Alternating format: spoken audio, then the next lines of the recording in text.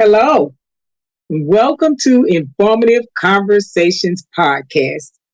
My guest today is Cecelia Fay Morris. She's also known as the Digital Marketing Maven. I am so excited to have Cecelia with me today because Cecelia is going to talk to us about Chat GPT and AI. Yay! Cecelia, welcome to Informative Conversations Podcast. Thank you so much for having me. I am excited to be here and share what I know with your audience. Well, I am so happy to have you because I just don't know. And I talk to people about it and they want to know more about it. They ask me and I tell them I don't have enough information to know, even though, sometimes people think if you have a technology background, you know everything. But that's not true because technology is changing and moving while we are sleeping. Amen to that. Yes. So I want to start off by saying this has been this as in technology, period. How fast it's advancing has been a challenge even to myself. My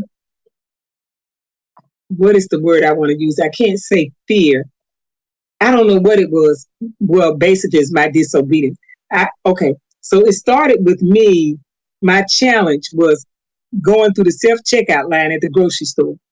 And I remember the Holy Spirit said, go through the self-checkout line. And I was like, I don't want to do that. And usually I follow in obedience, but I didn't do it. And then one day I found myself in the store and the line for the checkout person to go through with the person was so long. And the people that were in the self-checkout, they were just going through and going through.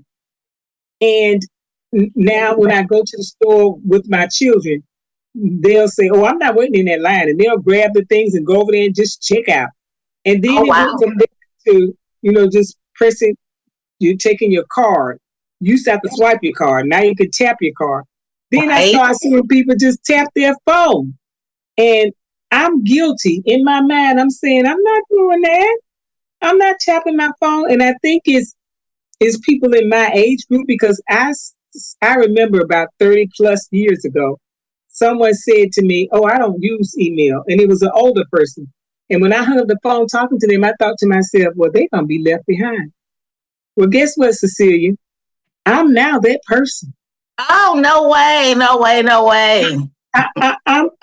I'm saying I'm that person I'm not going to be left behind because, and my audience will see after we start talking to you because you really restored me and gave me hope about this. It's not as bad as all the negative stuff I keep hearing about. But I'm just saying that we have to change.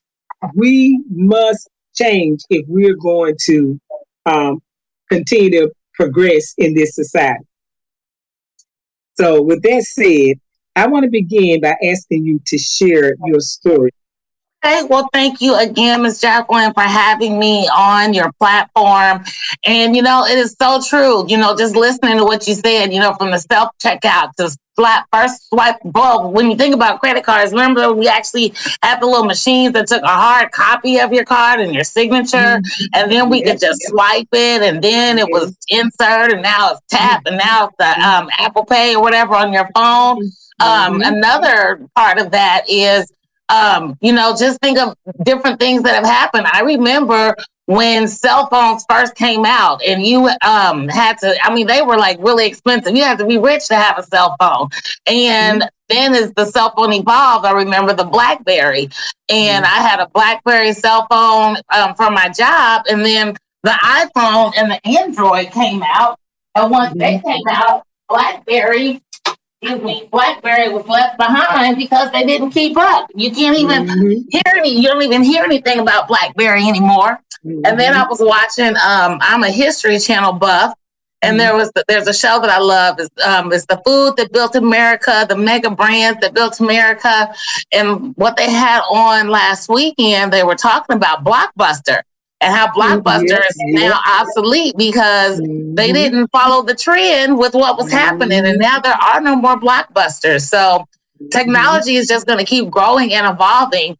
And for those who don't adapt, like you said, they'll get left behind. So it's so important to stay on top of it. It's not that you have to know everything or all the bells and whistles, but you definitely need to know enough to be functional. Mm-hmm. So as for me, I kind of fell into this role because my parents got sick. And first my mom got sick, and then my dad got sick. And both of my parents lived in Indianapolis, Indiana, and I lived just outside of Dayton, Ohio. So my mom came to move with me first, and she had multiple and varied medical conditions. When she moved here, she came from hospice in Indianapolis.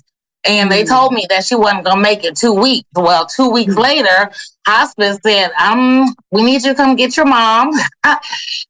We're going to send her to a nursing home. If she takes a turn for the worse, she can come back. And she never went back for 8 years until she went home to glory. Wow. But yeah, so that's just an example of the medical conditions. When they sent her here, they said that this is the end of the road. And God said, no, not yet. But she had a lot of medical conditions that we had to overcome to get her to that place.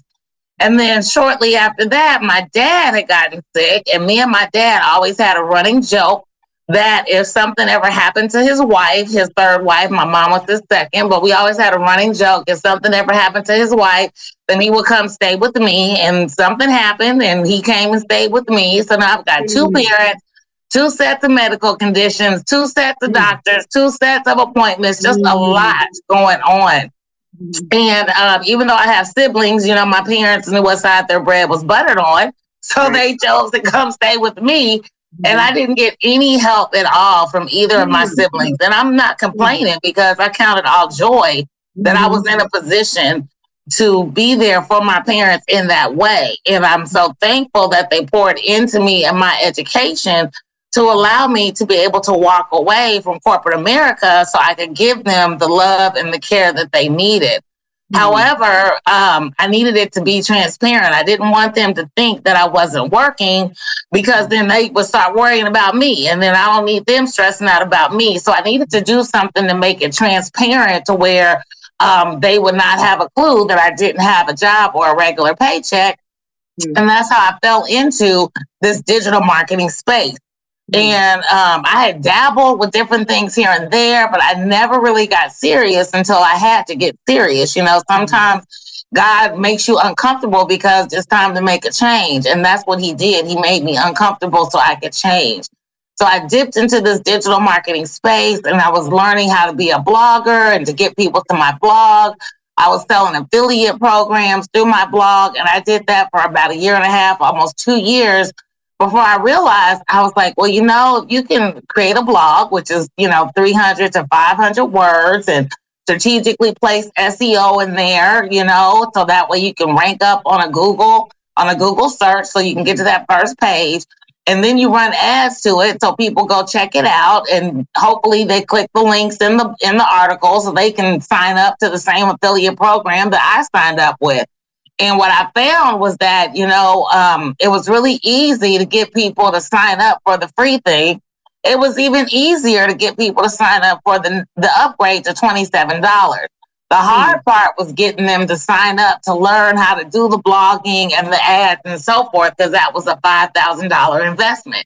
And I get it.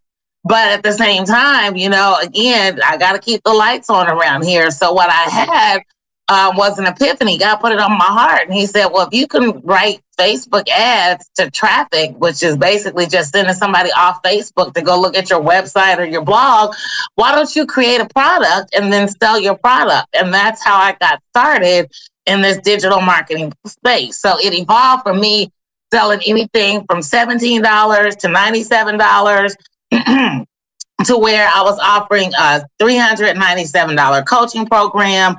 That involved into a $2,500 coaching program, which also had a $5,000 masterclass to go with that. So God has just blessed me and opened doors for me by stepping out on faith when I had no idea what I was going to do, right? When I quit my job, I didn't know what was going to come next. I just knew that wasn't coming next, right? So when I stepped out on faith and God opened that door for me, I was happy to walk through it. And then when ChatGPT came on the scene in November of 2022, I jumped in with both feet. I wanted to see, what does this thing do? How does it work? How is it going to benefit my client? I started following you in 2022. Yes. And you at that time you were doing the Facebook ads and really good, making it so easy, and it's a very good class. Do you still teach that class? I do. I don't do the monthly workshops like I used to, but I do have it as a course that people can sign up for. Yes, I do. That is Facebook ads are my bread and butter. Facebook and Instagram ads. Okay. So let me just recap this. So you quit your job so that you could care for both of your parents. And you, like you said, you had to have some income, but you weren't afraid to just quit your job. So thanks for sharing that, because we can do whatever it is that we need to do, Right. So I want to move on now to Chat GPT and AI. Mm-hmm. So I have had everything I've heard about it has been negative. To taking your identity, and it's not of God, and all kinds of stuff. I've even had some situations in my family where they called my father and put my son's force on the phone and was saying that he needed money for this and that, and we had to tell my dad that's not true. So Right. I keep hearing the negative things, but when I was listening to you, because you do a Wednesday wisdom, I love that. Mm-hmm. And you talk about it, and I said, oh my goodness, now I can see the benefits of it.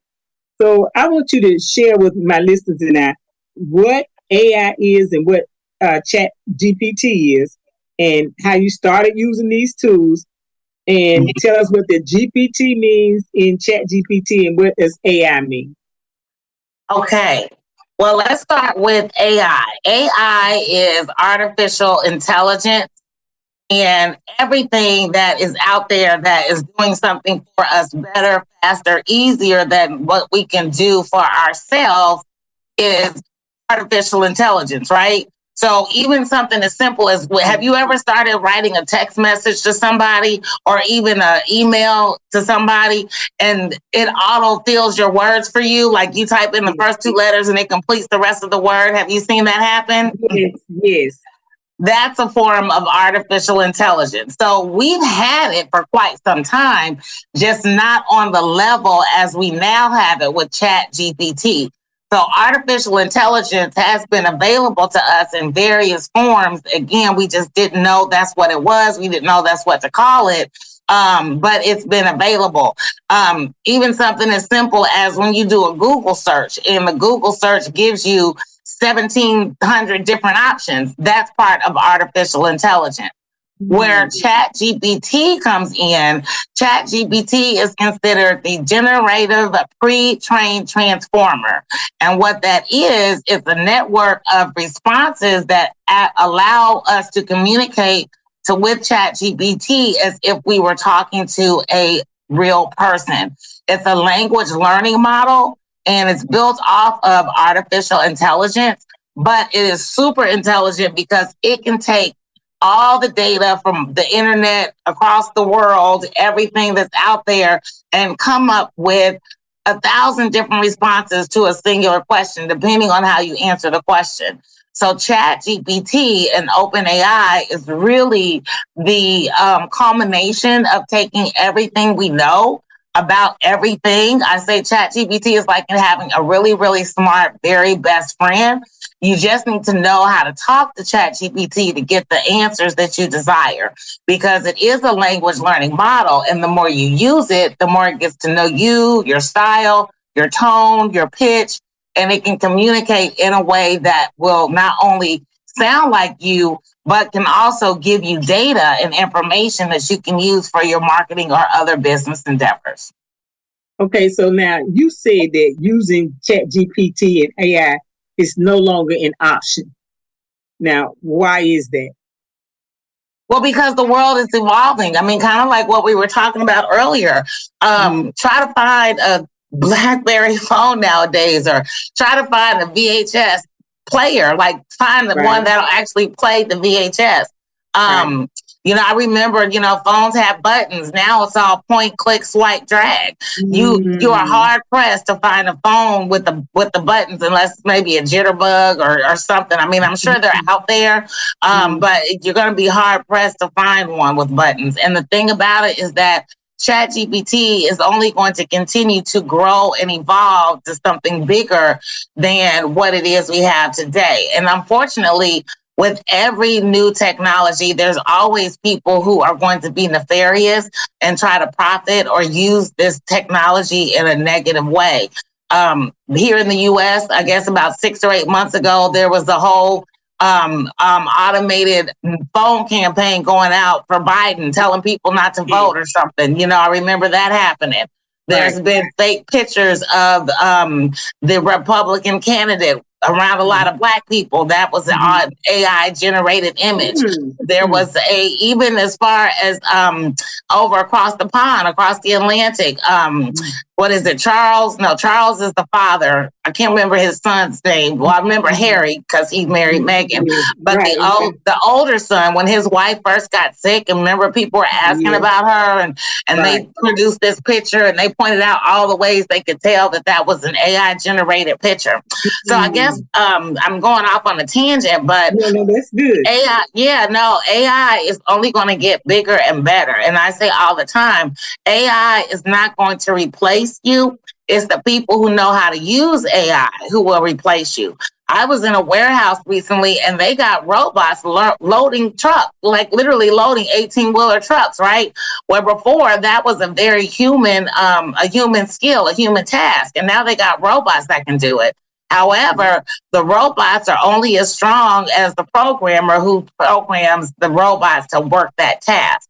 And the same thing is with AI, right? Now, if you are in marketing and you need to reach your ideal client, customer, business partner, and you need to create marketing content, the person who can use ChatGPT to create content that is going to create an emotional connection that will resonate and attract their audience is going to be head and shoulders above someone who's staring at a computer screen waiting for the words to come to their head so they know what to type. Okay, so let me ask you this then. If I'm not a business owner, then Yes. why do I need to learn to use these tools? You know? Well, that is a great question. And even if you aren't a business owner, ChatGPT can help you with a number of things. So let's just say that you, like me, so I'm on a weight loss journey, right? I'm here to lose some weight in 2024. I gained the COVID 80. Some people gained 10. I gained 80. So I'm losing my COVID 80. But one of the things that ChatGPT helps me with is meal planning. I can go into ChatGPT and I can tell ChatGPT the foods that I like, the daily calories that I want to consume. I want to use ingredients that can cross over to different meals. And it'll create not only a whole meal plan for me for the entire week, but it'll also give me the grocery list and recipes. So that's just an Yeah. example. Okay, well, okay, okay. Oh, that's a good example. Now let me ask you to break that example down for me. Now, Okay. how do you first of all, how do I access GPT to be able to ask them, GPT, these are the foods that I like. Tell me how you go about doing that. Okay, that is awesome. And again, a lot of people get tripped up because they want to talk to ChatGPT like it's a computer and not a person. And you can talk to ChatGPT just like you and I are talking today. So you would Mm, go into ChatGPT and you would say, I want to get healthier. I mean, again, I'm just talking off the top of my head, but I yeah. want to get healthier and I want to stick to a 2,000 a day calorie diet, a 2,000 calorie diet every single day. I want to include the major food groups, but I want it to be 40% protein, 30% vegetables, and 30% carbs. I'm just, again, spitballing right now. Okay. The foods that I like are such and such. I'm chicken, I'm fish, ground beef, pork chops, The vegetables I like are broccoli, green beans, carrots, lettuce, cabbage, collard greens. The fruits that I like are apples, oranges, strawberries, grapes, and pears. And I need to make meals that I can use similar ingredients so I'm not spending $200 or more at the grocery store. So that's how I would start the conversation with ChatGPT. And I was asked the final question would be, can you give me a 7-day meal plan from this information, sticking to a 2,000 calorie a day diet? And then ChatGPT will say, well, sure, I can do that for you. And then it'll give you a 7-day meal plan based upon what you said. And then you can say, okay, this is great. And one of the things about ChatGPT is that I know it's crazy, but it does seem to respond better to positive reinforcement. So every time ChatGPT gives you an output, even if it's not exactly what you want, I always say, well, this is great, or this is really good, but can you modify this, or can you change that? So once ChatGPT, say in this example, was to give me my meal plan, then the next thing I would ask it to do is to create my grocery list.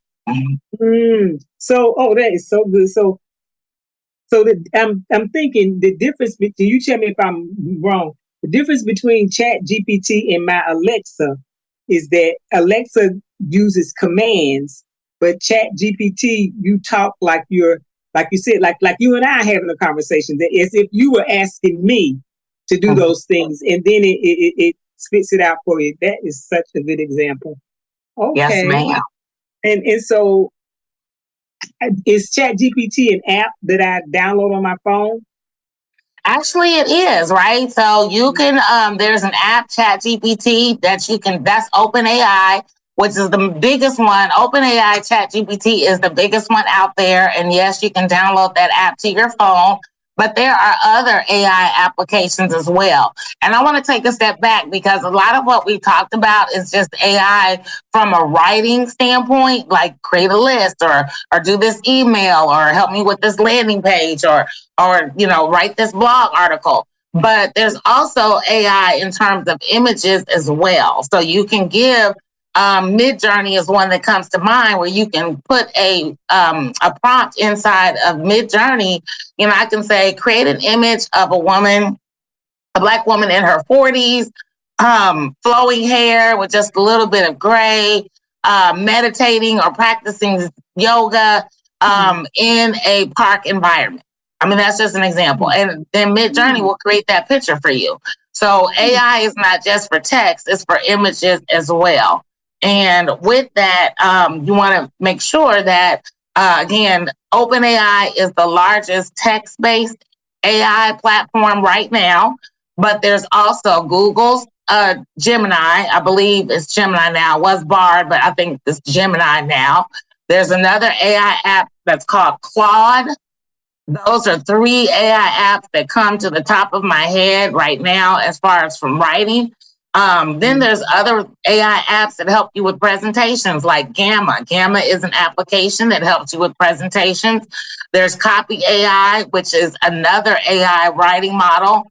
I mentioned Midjourney. Again, that one is for creating images, but there's other image AI's platforms as well, such as Ideogram, Crayon, and then there's a ton of others. If you are just getting started with AI, I always suggest you go with the free versions of AI, like OpenAI, ChatGPT is free, Gemini is free, even Facebook/Meta. They've got their own AI platform now, which is also free. Now, they all have upgrades, but until you really get to the point to where you're using it on a daily basis, then the free version is just fine for just about 99% of everything you'll need. Okay, so you know how Google, if let's say my toe is aching and it's red, and I would go to Google and say, Google, what does it mean when my toe is red and aching? And then it would give me some stuff, and I would go to that search, Google search, and then I have to read this stuff. What's the difference between that and going to ChatGPT and saying my toe is hurting and these are the symptoms, blah blah blah? What's the difference? in the response that I get. So the difference is Google or Microsoft Bing or whatever browser you use, those are search engines. So if you put in, my big toe is red and it hurts to walk on, or whatever you say, but it'll give you all different kinds of articles on things that possibly might have something to do with Right. why your toe is red and throbbing. So, but you have to read through all of those to find out if any of those are applicable to your situation. Right. Whereas if you use AI, it's not going to give you a medical recommendation. So if you go to AI and say, my big toe is red and throbbing. Now, AI might come back and say, well, did you hit it lately? Did you drop something on your foot? AI is going to have a conversation with you more in the way you would have a conversation with your doctor to kind of diagnose why that might be the problem. It's not going to give you a whole page of things you can click and read. And an AI will never give you a medical diagnosis or anything like that after it takes you through a series of questions to see what happened to your big toe. It may give you some examples. I'll say, it may give you some examples of what could be causing that, but it will include a disclaimer for you to contact a medical professional as well. Okay. So that's really good. So what are some myths and misconceptions that we have about using ChatGPT and AI in our business? And I want to go down and ask you about a few. So you said ChatGPT will replace you. So that is not the case, because the ChatGPT cannot take over the nuances of our voice, our tone, our inflection, and emotion. It can mimic it, but it cannot replace it. But it is. I've seen where some of back to the Biden incident during the primaries. Mm-hmm. It did do that. It did make it sound like his voice. I mean, it would have been real if they hadn't told me. Right. This is true. So the thing about ChatGPT, as it is with any technology, you will find people who will use their powers for bad, and they will try to convince you that they are the real deal. Now, ChatGPT, again, the language software, there is software that can mimic people's voice, and it can also create your own image. You can create your own avatar that looks just like you inside of ChatGPT. So with that being said, you cannot ChatGPT, there's nuances that can't be done. So yeah, ChatGPT can make a phone call that sounds like Biden, but ChatGPT can't have a conversation with the president of China or however they have that hierarchy. So it can give talking points, right? So ChatGPT may give our president talking points on what to discuss if he's having a conversation with China, but it cannot have that conversation. And the same way with our writing, we can train ChatGPT to use our voice and tone. We can put our own writing style inside of ChatGPT and say, this is how I communicate in this way. But never, and I don't do it and I don't advise my clients, never take ChatGPT at face value for what it's giving you. You still got to tweak it and put your own secret sauce on it to make it your own. Okay. And then another one is ChatGPT can build my business on its own from scratch. So that's another misconception. Now you can use ChatGPT, and I've done it myself. You can use it to create, as an example. So let's say I want to figure out what it is my audience is looking for, or what they're engaging with, or what kinds of things are they buying online that are in my niche, the people who are in my niche. And so ChatGPT can give me a list of 10 things that my audience is consuming right now. And then I can ask, let's just say one of them is an ebook. Well, I can ask ChatGPT to create an ebook for me on a topic that is of interest to my audience. But ChatGPT is not going to make the book for me, right? I've got to take that information that they gave me, and then I've got to go into Canva or Microsoft Word or whatever software you use. And then I've got to actually create the ebook. It's not going to make the ebook for me. And even with that, you still want to fact check it and critique it to make sure it's in your voice and tone. You can ask ChatGPT to give you content for your landing page or your sales page or your website. It'll give you those suggestions, but it can't build it out for you. Now, I did mention a site called Gamma. Gamma is an app that does presentations, but it's a presentation app. So if you put information in there, it'll create a whole PowerPoint presentation for you. But it still needs you to input the information. ChatGPT cannot go off on its own to build your business for you because you still got to make sure that your content that you're putting out to the universe, it sounds like it's going to connect with your audience. You're going to get that emotional bridge that you need that is going to help people take action if they decide to purchase from you or if they decide to work from you. So ChatGPT is there to get your creative juices flowing. It's not there to create. Okay. And then ChatGPT will save you time and effort. Well, that's hugely true. That is not a myth. If you use ChatGPT correctly, it will save you a ton of time. For example, I have a video on my site. I think it's probably about a 15-minute video on my YouTube channel, but you can create a whole 30 days of content, literally 30 days of content in like 5 minutes. And so you might be thinking, well, if you can do it in 5 minutes, why is the video 15 minutes? Well, because in that video, I teach you how to train ChatGPT to speak in your voice and tone. You don't just want random content. You want ChatGPT to speak in your voice and tone, and most importantly, create content that's relevant to your audience. So even though ChatGPT can bang out 30 days in 5 minutes, you got to prep ChatGPT to know what to create that's going to make a difference with your audience.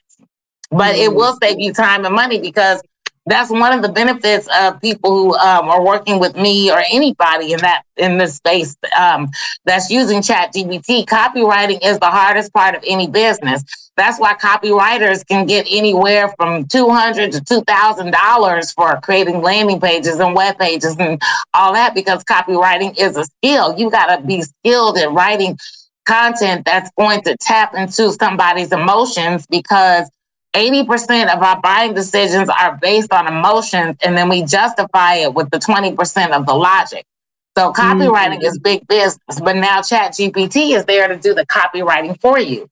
Another way ChatGPT saves you time is in market research. If you're in business, you need to understand your audience. And it's just not knowing, my audience is women who are 40 plus, who work in corporate America. No, it's understanding, okay, they're 40 plus, they work in corporate America. Do they have children? Are they married? Are they satisfied at their job? What are their hopes, dreams, goals, desires? Are they looking for a second income, or are they looking to replace their income? There's a whole plethora of questions that you need to ask ChatGPT, so that way ChatGPT understands your audience at the most minute level possible, so it can create the right content to connect with your audience in a way that's going to get you results. And before that market research, you could spend days or a week even doing market research, trying to find out everything that you can just ask ChatGPT to do in 15, 20 minutes or less. Oh, that's good. And then another thing, I'm sorry, it just popped in my head, but another thing is finding the influencers in your niche. I mean, in the network marketing space, we know some of the heavy hitters, like Eric Worre, Ray Higdon, Sarah Robbins, just to name a few, Stormy Wellington, just to throw a few names out there. These names are heavy hitters in the network marketing space, but they're not the only ones, right? So maybe you don't resonate with the Ray Higdon. He's transitioned, which I love. He's transitioned to where he is all about faith-based entrepreneurship. Well, if you're someone who doesn't want to mix your faith with your business, then maybe Ray Higdon is not the influencer for you.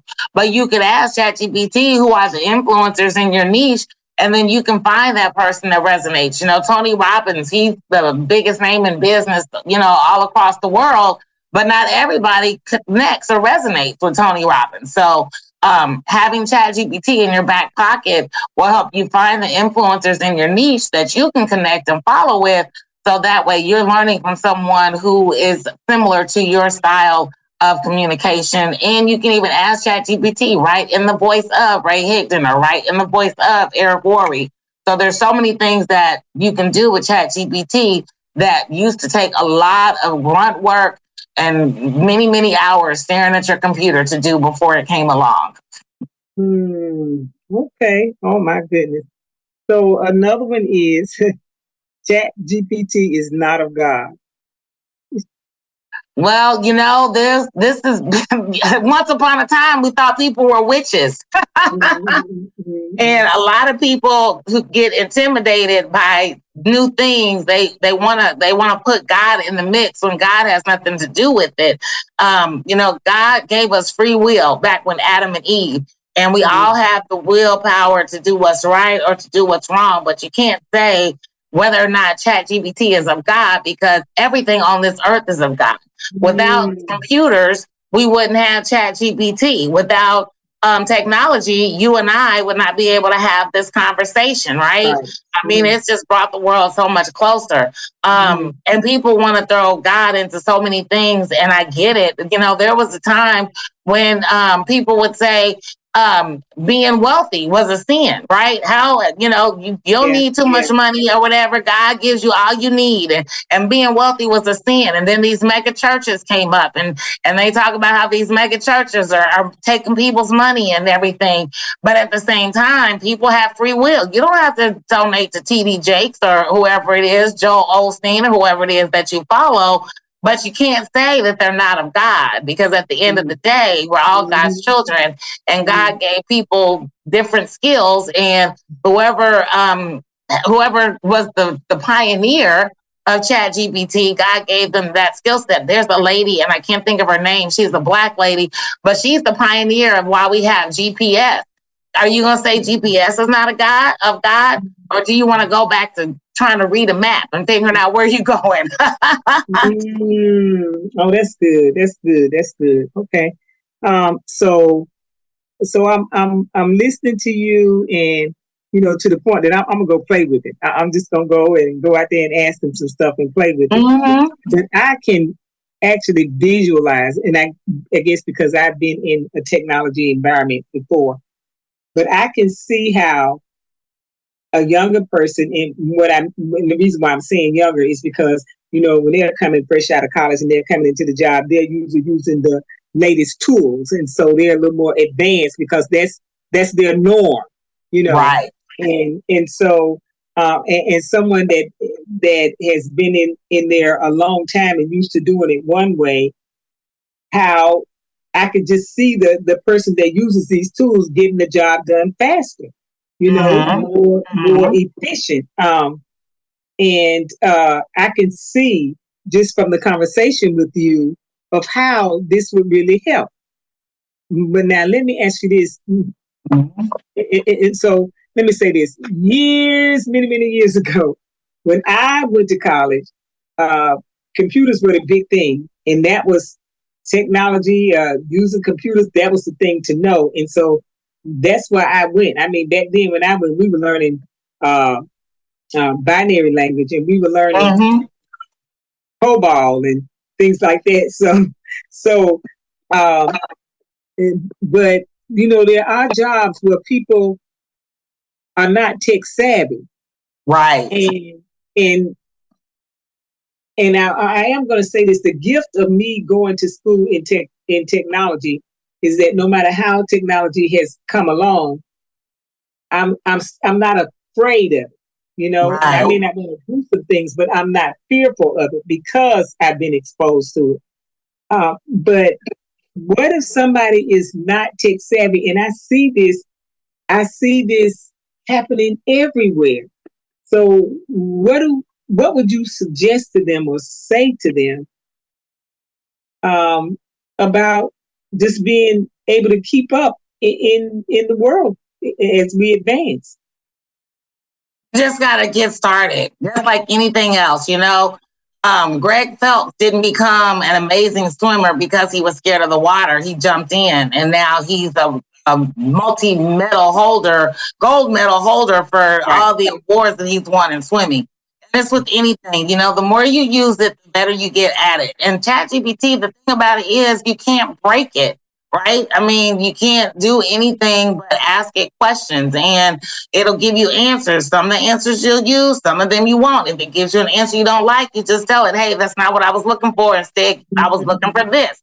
And then ChatGPT is good at apologizing. Say, oh, I'm sorry, I'm wasn't sure, or whatever, and you just it's having a conversation. Again, you can't break it, but it's best that you get into it and get into it now because it's not even a full 2 years old. I heard a story on MSNBC, and there are 100 million weekly users of Chat GPT. When you think about it, it's like, oh wow, 100 million users. Well, yeah, there's 2 billion daily Facebook users. So when you put it in perspective like that, ChatGPT is still a baby, right? So, and then when it comes to Fortune 500 companies, only like 20% or so of Fortune 500 companies have embraced ChatGPT, and less than 5% of small business owners have embraced ChatGPT. And that's in the United States I'm speaking of. The 100 million is across the globe, but the users, the Forbes 500 and the small business owners, there's still plenty of room. This is not a red ocean, but the longer you wait, it will be. And the people who are to the top are the people like me and others who are going to continue to use it, to learn it, grow with it, and teach it to others. Okay, that's good. So, one of the things you quoted the son. Oh, yes. It's like Ecclesiastes. Yes, Ecclesiastes. What has been done will be done again. Has been done before. Yes, I know. Yes, that's scripture, Ecclesiastes 1:9. And you say, I love the way that you explained it too. So it's already there. It's already been done. There's nothing new under the sun. Yes. And God knows what He's doing and why we need it. And we have to get on top of it and be more, and so it can help us to be more efficient, Right. Yep. Back to the example I started with earlier, so that you don't have to be left behind when you go to the grocery store. Something simple as that, and other people are they don't even want to be with you because you got to wait in the long line and they know they just going to put their stuff on there, scan it, and tap a card or tap a phone and keep going, In and out, yep. Yeah. So that's good. Well, Cecelia, I know also you do a Wednesday Wisdom, which I love. And I want to ask you, do you have to be one of your clients to subscribe to the Wednesday Wisdom? So Wednesday Wisdom is something that I do to provide value and support for people who are struggling in this digital marketing space. So I do it every Wednesday at 6:30 p.m. Eastern Standard Time. I share it to my personal Facebook page and my business Facebook page. It'll be on my LinkedIn pages, personal and business, and it's also on YouTube.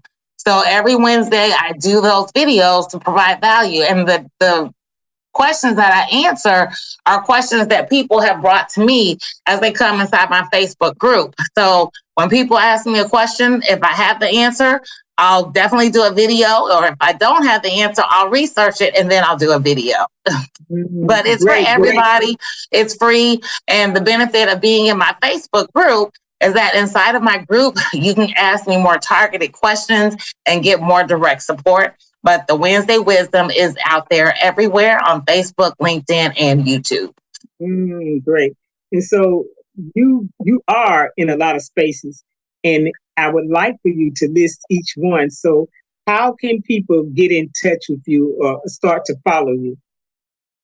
Well, you can find me on all my social sites under Cecelia Morris, and it's spelled Cecelia Morris, M as in Mary, Orris. And on all of my sites, you'll see my logo, which is a picture of me around a blue border that says the Digital Marketing Maven. So if you go to any of my sites, Cecelia Fay Morris or Cecelia Morris, and you look for that logo, it's a picture with the blue border, and around the border, it'll say the Digital Marketing Maven. You are in the right place. Okay, so your email address. Yep, email just as easy, CCCECE at successwithcecelia.com. And Facebook, what would I would go to Facebook and just look for Cecelia Morris. Yes, ma'am. That's where you'll find me. Again, there Instagram. are other Cecilias out there who spell their name as I do, and there are other Cecelia Morrises. But if you go to my page, there's a picture of me with inside a blue circle, and the border of the circle says the Digital Marketing Maven. So that way, you know you got the right Cecelia. Okay, and this is what I look for on all TikTok, Instagram, Facebook, and you've already given us your email address. And do I go to your LinkedIn? That would be on LinkedIn, Instagram, Twitter or X, I guess now, and also Threads. Okay, and how do I mean, I just send you an email requesting to be part of your Wednesday Wisdom, or how do I do that? Okay, well, if you want to join my Facebook group, definitely send me an email, or you can just go to Facebook and type in Prospecting Made Easy. That is the name of my Facebook group. You can join my Facebook group, Prospecting Made Easy. And my Wednesday Wisdoms, if you don't want to join the group, you can always catch my Wednesday Wisdoms on my Facebook pages and my LinkedIn page every Wednesday. It comes later on LinkedIn because I got to do it first, but at 6:30, you'll find me in my Facebook group, my Facebook page, and my Facebook business page. And again, my personal pages are Cecelia Fay Morris or Cecelia Morris, and my Facebook group, if you want to ask me more targeted questions and get a higher level of support, is Prospecting Made Easy. So, Cecelia, would you let my audience know what it is that you do as the Digital Marketing Maven? Awesome. Thank you again. And I can't thank you enough again, Ms. Jacqueline, for having me on your platform. So I just want to let you know that I am humbled and honored that you thought enough of me to bring me in front of your audience. So what I do is I help people build entire marketing campaigns. As I mentioned to you, when I got started in this space, it was with Facebook ads. Well, what I realized is that Facebook ads is really the end of the road. There are so many things that need to happen before you hit go on your Facebook ads. So I provide a holistic approach to building your online presence. Everything from making sure you have consistency and congruency across your social media sites to creating content that's going to connect and resonate with your audience. And then we get into creating offers that are actually something that your people want.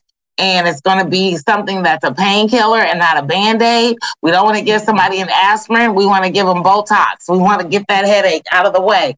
And then once you have your offer, then we create the marketing material to promote.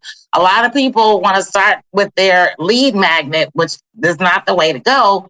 I like to start with your offer and then create your lead magnet to promote your offer. And only then is when we will get into creating the Facebook ads. But you have to have all the pillars in place before then. So that way, when you do place Facebook ads and people go check out your social sites, they will see that you are not new to this, you are true to this, and you are not a flash in the pan. So I have a whole ecosystem that involves, again, creating a strong social media presence that is going to be appealing to your ideal client, customer, or business partner. Thank you. And let me say to you, the thanks belongs to you for doing this for me. Because like I said, I heard so many negative things and I almost getting to a point to start fearing this. And then I started looking at some of your content and you made it so simple and so easy. Now it's a challenge for me. Now I want to go out here and like you said, practice. Just go out there and just play with it. You know, and I'm hoping that my listeners will do that too. That we get on ChatGPT and just play with it a little bit and see what happens. So I really appreciate you taking the time. I know you're busy, but you took the time to be able to share this with me and with my audience. And I thank you for being here today.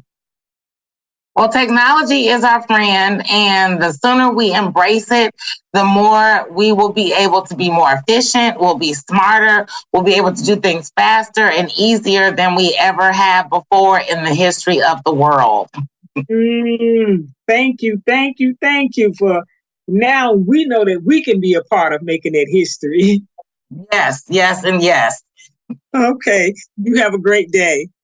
Thank you so much, Ms. Jacqueline, and thank you to your audience. And if anybody wants to reach out to me, again, Cecelia Morris across all my social sites. Great.